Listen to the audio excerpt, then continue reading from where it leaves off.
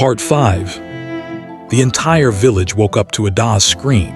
By the time the king and the guards arrived at the hut, Adah was on the floor crying beside her mother's lifeless body. The old woman had died protecting the child. Days later she was buried. Adah stood quietly beside the grave, holding her stomach. Tears rolled down her face, but deep inside she could still hear her mother's last words. "Even if I am gone, my blood will protect you."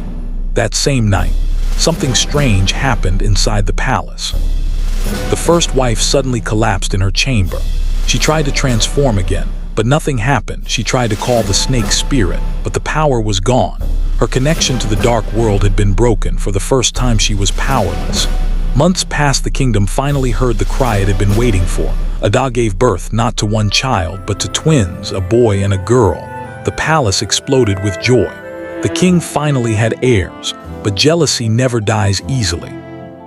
Late one night, while Adah stepped outside to bathe, the first wife made one last desperate move.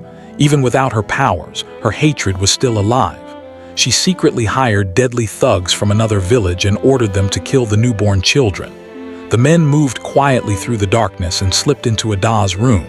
The twins were sleeping peacefully inside a small cradle. One of the men quickly reached for the baby boy, but suddenly his hand froze. It was as if something invisible was holding the child. The air around the boy felt heavy and untouchable. No matter how hard the man tried, he could not move him. Terrified, the men looked at each other. Then they grabbed the baby girl instead. Without wasting time, they wrapped her in cloth and ran into the dark forest, where they will kill her.